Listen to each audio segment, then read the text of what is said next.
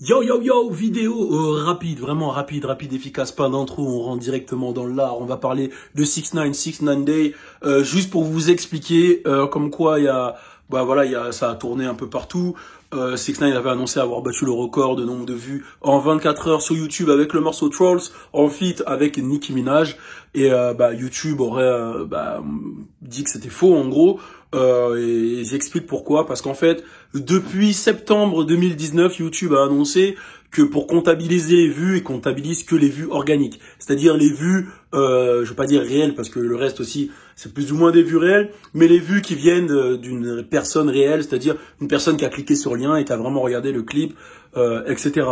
Et en gros, ce qu'ils expliquent, YouTube, c'est que maintenant, les fausses vues et les vues achetées via les pubs ne comptent plus dans les statistiques, c'est-à-dire que pour faire le meilleur démarrage YouTube, il aurait fallu qu'il comptabilise 53 millions de vues organiques.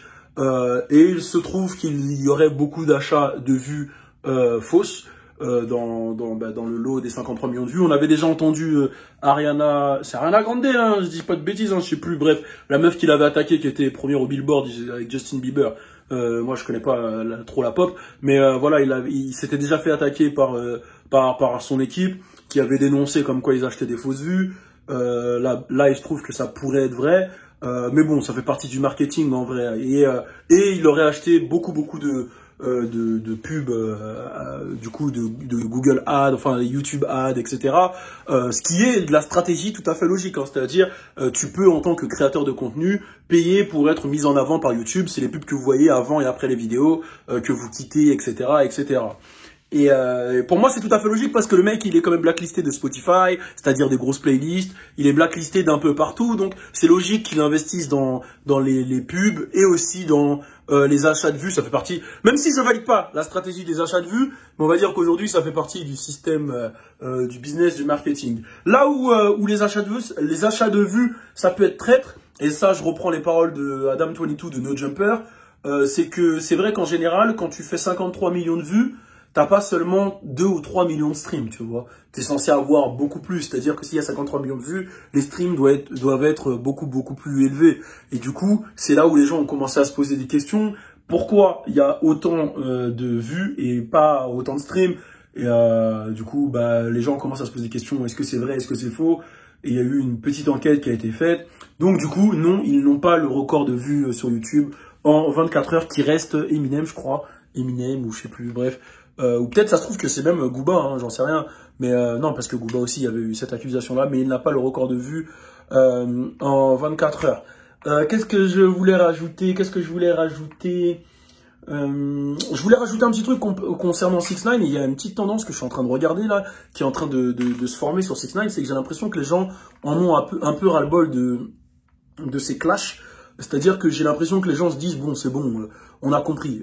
Tout le monde suivait l'histoire parce que il voulait savoir comment il allait sortir, comment la snitch, entre guillemets, allait s'en sortir. Mais là, ça devient un peu redondant. Le fait d'essayer de balancer les autres, etc.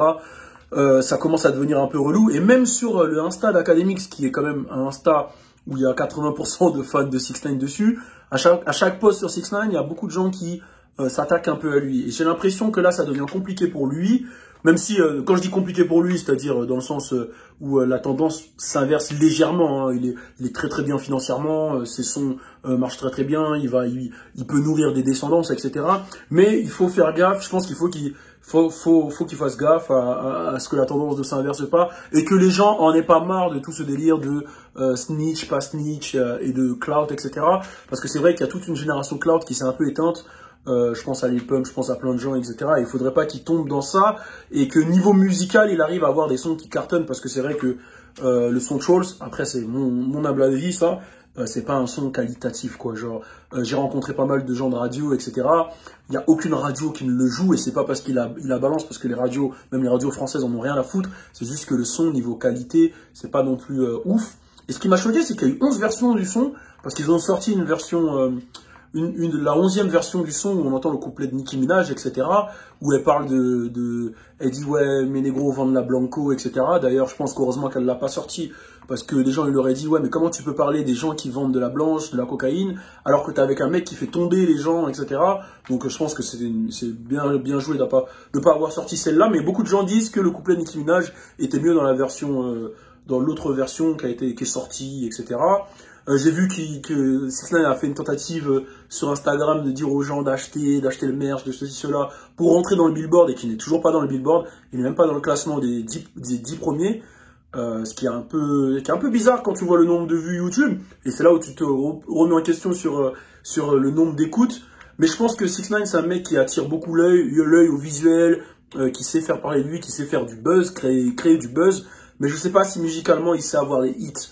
Même si, voilà, il a eu des gros sons, on va pas se mentir, il a eu des sons qui ont cartonné, mais musicalement, je trouve pas qu'il est ouf. Bref, dans tous les cas, on va voir comment ça suit, c'était juste pour faire une petite vidéo. Comme d'hab, je donne mon avis personnel, on est ensemble, il n'y a pas de générique, il n'y a pas d'outro, c'était une vidéo rapide. Peace!